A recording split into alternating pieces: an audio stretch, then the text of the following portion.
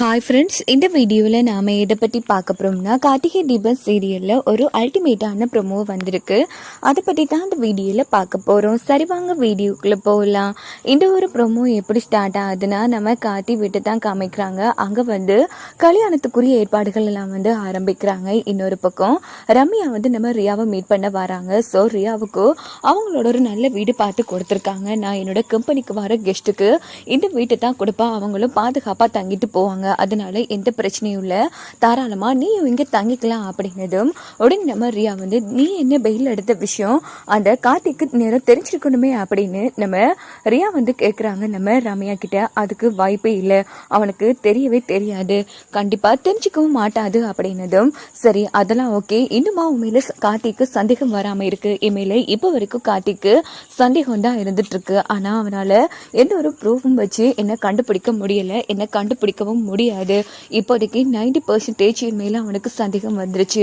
அந்த 10% தான் என் மேல பழி சுமத்தை எந்த ஒரு ப்ரூஃபும் இல்லாம அலைஞ்சிட்டு இருக்கான். அந்த 10% நான் எனக்காக பயன்படுத்திக்க போறேன். எப்பேற்பாடுபட்டாவது கார்த்தி என்னோட கழுத்துல தாலி கட்ட வைப்பா அப்படின்னதும் ஓகே, கண்டிப்பா அவன் தாலி கட்ட நான் உதவியா இருக்கா அப்படின்னு ரியா சொல்றாங்க. எனக்கு நீதான் ஒரு நல்ல ஐடியாவா கொடுக்கணும் அப்படின்னதும் ரியாவும் ரம்யா கிட்ட சரின்னு சொல்லி அனுப்பி வைக்கிறாங்க.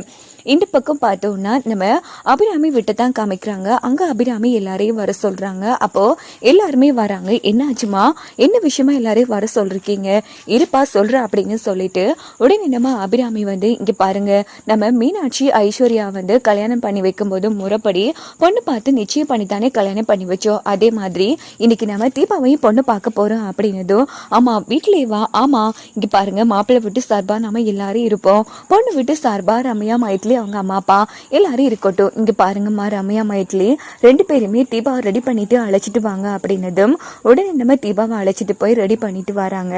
அப்ப நம்ம தீபா ரம்யா கிட்டே இங்க பாரு அம்மோ, நான் என் ஹஸ்பண்ட் கிட்ட சவால் விட்டுருக்கேன், ஆரம்பத்துல அவர் என் கழுத்துல தாலி கட்டுறதுக்கு முன்னாடி நான் தான் அவரை காதலிச்சனே தவிர அவருக்கு மேல கொஞ்சம் கூட காதலே கிடையாது.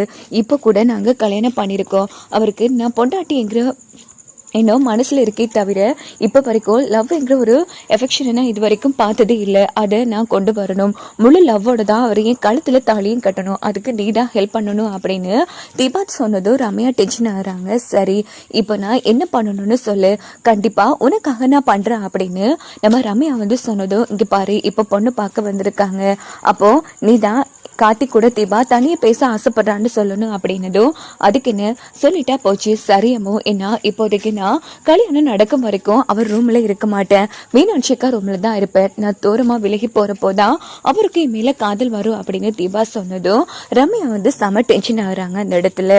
அதுக்கப்புறமா தீபாவை மைட்லியும் ரம்யாவும் கீழே அழைச்சிட்டு வந்ததும் அபிராமி இவங்க தான் என்னோட மகன் அப்படின்னு சொல்லி எல்லாரையும் அறிமுகப்படுத்திட்டு இதான் என் பையன் கார்த்தி அப்படின்னு சொன்னதும் வணக்கம் அப்படின்னு தீபா சொன்னதும் உடனே காட்டி ஹாய் அப்படின்னு சொல்றாங்க.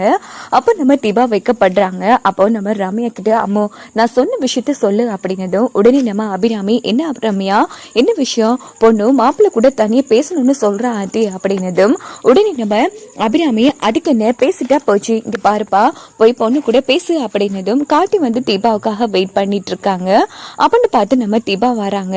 உடனே நம்ம தீபா என்னங்க இவ்வளவு தூரம் வந்திருக்கீங்க, உங்களுக்கு என்ன பிடிச்சிருக்கா, என்ன நீங்க கல்யாணம் பண்ணிப்பீங்களா அப்படின்னதும் இங்க பாருங்க எப்பவுமே எங்க வீட்டுல என் அம்மா எடுக்கிற முடிவுக்கு தான் நான் கட்டுப்படுவேன், அவங்களுக்கு சம்மதம்னா எனக்கு சம்மதம் தான் அப்படின்னு நம்ம காட்டி சொன்னதும் அப்படின்னா உங்க அம்மாவுக்கு சம்மதம் இல்லைன்னா என் கழுத்துல நீங்க தாலி கட்ட மாட்டீங்களா, எனக்கு உங்களை ரொம்ப பிடிச்சிருக்குங்க, சோ எப்படியாச்சும் அவங்களோட பெர்மிஷன்ல நான் உங்க கழுத்துல தாலி கட்டுவேன் அப்படின்னு காட்டி சொன்னதும் தீபா ரொம்ப ஹாப்பியா ஆறாங்க.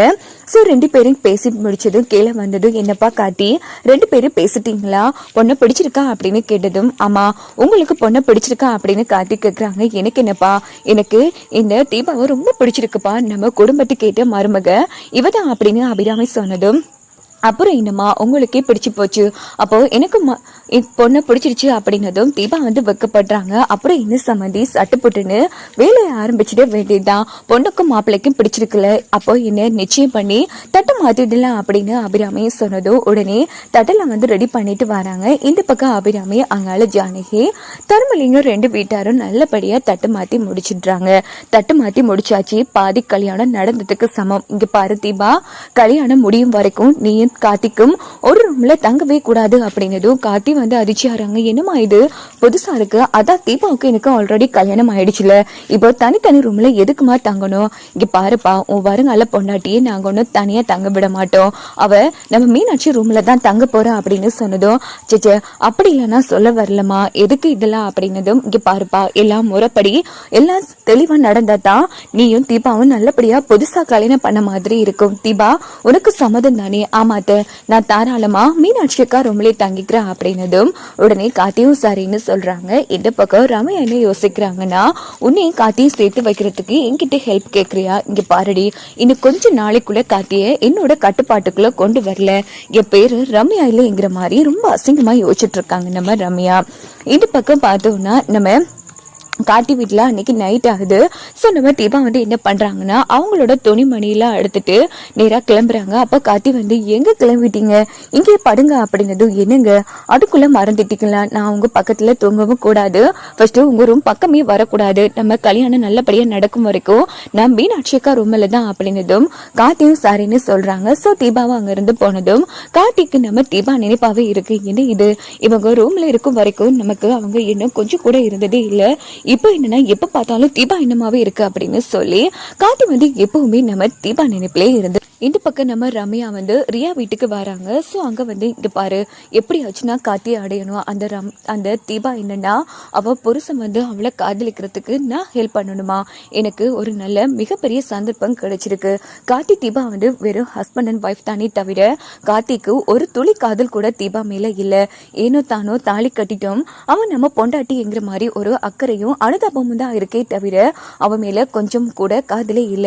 அதனால கார்த்திக்கு வர ஃபர்ஸ்ட் காதல் வந்து என் மேல தான் இருக்கணும், இங்க பாரு நீ தான் ஒரு ஐடியா சொன்னல அந்த கார்த்தியை என்னோட கட்டுப்பாட்டுக்குள்ள கொண்டு வரதுக்கு, ஆமா என்ன ஐடியா வச்சிருக்க அப்படின்னு சொல்லி நம்ம ரம்யா வந்து ரியா கிட்ட ரொம்ப ஆர்வமா கேக்குறாங்க. இங்க பாரு நான் ஒரு விஷயம் சொல்றேன் நல்லா புரிஞ்சுக்கோ, இப்போ கார்த்தி வந்து ரொம்ப நேர்மையான ஒழுக்கமான பையன், அதை விட அபிராமி எப்பவுமே கார்த்தி வந்து தீபா பேச்சுக்கு முன்னுரிமை கொடுக்கறத விட அந்த அபிராமி பேச்சுக்கு தான் முன்னுரிமை கொடுப்பாரு. ஸோ அபிராமி ஒரு வார்த்தை சொன்னா போதும் என்ன செய்ய சொன்னாலும் கண்டிப்பா கார்த்தி மறுக்கவே மாட்டாரு, அதனால நான் சொல்ற மாதிரி மட்டும் பண்ணேன்னு வச்சுக்கேன், கண்டிப்பா அந்த தீபாவே கார்த்தியை சொல்லி உன் கழுத்துல தாலி கட்ட வைப்பா அப்படின்னது ரம்யா வந்து ரொம்ப சந்தோஷப்படுறாங்க. என்ன ரியா சொல்ற, ஆமா இங்க பாரு நீ என்ன பண்றனா அப்படின்னு சொல்லிட்டு அவங்க ஒரு திட்டம் வந்து ரகசியமா சொல்லி கொடுத்ததும் ரம்யாவும் அதை கேட்டுட்டு செம ஹாப்பி ஆகுறாங்க. போதும் இது ஒண்ணு போதும், எப்படி என் கார்த்தியை வந்து என்னோட வழிக்குள்ள கொண்டு வரேன்னு மட்டும் பாரு அப்படின்னு சொல்லிட்டு ரம்யா அங்கிருந்து கிளம்பிடுறாங்க. இங்க பார்த்தோம்னா கார்த்தி வந்து அவங்க வீட்டுல இப்போதைக்கு தீபா வந்து வெட்டிங் பண்ண வரைக்கும் தனித்தனியா தான் தங்கணும் இல்லையா, சோ கார்த்தி அவங்க ரூம்ல தனியா தங்கிட்டு இருக்காங்க. இந்த பக்கம் பார்த்தோம்னா தீபா வந்து மீனாட்சி ரூம்ல தூங்குறாங்க. அப்படின்னு பார்த்து என்ன நடக்குதுன்னா நம்ம ரம்யா என்ன பண்றாங்கன்னா தீபா வந்து எப்பவும் வளமை போல கார்த்திக்கு பால் கொண்டு போவான்னு வெயிட் பண்ணிட்டு இருக்காங்க. அப்ப நேரம் நம்ம ரம்யா வந்து தீபா எங்க கிளம்பிட்டு, என் வருங்கால ஹஸ்பண்டுக்கு பால் கொண்டு போறேன், ஏய் என்னடி சின்ன பிள்ளைத்தனமா நடந்துட்டு இருக்க, இங்க பாரு அதெல்லாம் கொண்டு போக கூடாது, கல்யாணம் பண்ணும் வரைக்கும் 2 பேரும் ரூம் பக்கம் போகவே கூடாதுன்னு சொல்லிருக்கல அப்படின்னு ரம்யா சொன்னது. என்ன அம்மா பேசிட்டு இருக்க, எப்படி இருந்தாலும் நான் தானே அவருக்கு பால் கொண்டு போகணும், ஒண்ணு நான் கொண்டு போகணும் இல்லைன்னா அத்தை கொண்டு போகணும், அப்போதான் அவரு பால் குடிக்கணும் அப்படின்னு சொன்னது. உடனே ரம்யா முட்டாள் நீ என்னடி சொன்ன, உன்னை கார்த்தியை சேர்த்து வைக்கணும்னு, இங்க பாரு இப்போ அடிக்கடி பால் கொடுக்கறது அப்படி இது பேசணும்னு வச்சுக்கே கார்த்திக்கு உண்மையில ஒரு துளி கூட காதல் வராது. இப்போ கார்த்தி ரொம்ப ஆர்வமா உனக்காக வெயிட் பண்ணிட்டு இருப்பாரு, எங்கடா தீபா எதுவும் பால் கொண்டு வருவாங்களே நம்ம பார்க்க வருவாங்களேன்னு, அந்த எதிர்பார்ப்பு ஏக்கமா மாறும், ஏக்கம் பின்னாடி காதலா மாறும், அதுக்கு நீ கார்த்தியை பார்க்காம இருக்கணும் பைத்தியம் அப்படின்னு ரம்யா வந்து திட்டினதும் ஆமால அம்மோ சூப்பர் நல்ல வழியா நீ வந்த, அப்படின்னா என் ஹஸ்பண்டுக்கு இந்த பாலை கொடுக்கணும், நான் எப்படி கொடுக்கறது அப்படின்னு தீபா கேட்டதும் அதுக்கு தான் உன் ஃப்ரெண்ட் நான் இருக்கல, ஃபர்ஸ்ட் என் பாலை வந்து என்கிட்ட கொடுத்துட்டு நீ கிளம்பு அப்படின்னதும் ரொம்ப தேங்க்ஸ் அம்மா அப்படின்னு சொல்லிட்டு தீபா அங்கிருந்து போயிடுறாங்க. அப்ப நம்ம ரம்யா என்ன யோசிக்கிறாங்கன்னா இந்த பாலை வச்சுதான் கார்த்தியை என்னோட கட்டுப்பாட்டுக்குள்ள கொண்டு வரப்போற அப்படின்னு ரியாவோட திட்டத்தை செயற்படுத்துறாங்க. எப்படின்னா நம்ம கார்த்திக்கு வந்து அந்த பால்ல வந்து கொஞ்சம் சாந்தமான போதும் மாத்திரை வந்து கலந்து ரம்யா என்ன பண்ண போறாங்கன்னா கார்த்திக் கூட நெருக்கமா இருக்கிற மாதிரி போட்டோஸ்லாம் எடுக்க போறாங்க. ஸோ அப்படி மட்டும் போட்டோஸ் எடுத்து காட்டி வந்து தங்கிட்டு தப்பா நடந்த மாதிரி கிரியேட் பண்ணா கண்டிப்பா தீபாவை தன்னோட வாழ்க்கையை ரம்யாவுக்கு விட்டு கொடுப்பாங்க. ஸோ அந்த மாதிரி ஒரு திட்டம் ரம்யா போடுறதுக்கு அநேகமா வாய்ப்பு இருக்கு. ஸோ இங்க பார்த்தோம்னா நம்ம ரம்யா என்ன பண்றாங்கன்னா நேரா அந்த பால்ல வந்து அந்த மாத்திரையை கலந்துட்டு கார்த்தி ரூமுக்கு போறாங்க. நம்ம கார்த்தி வந்து நீங்க இங்க ஆமா தீபா எங்க எப்பவும் தீபா தானே வளமையா பால் எடுத்துட்டு வருவாங்க, என்ன கார்த்தி அதுக்குள்ள மறந்துட்டீங்களா? உங்க வைஃப் தீபா தான் அவ கையாலே உங்களுக்கு பால் போட்டு உங்ககிட்ட என்னையே கொடுக்க சொன்னா அப்படின்னதும் என்னது தீபா வந்து உங்ககிட்ட பால் கொடுக்க சொன்னாங்களா? எதுக்காக? ஏன் அவங்களுக்கு என்னவா வாரத்துக்கு கார்த்தி அதுக்குள்ள மறந்துட்டீங்களா?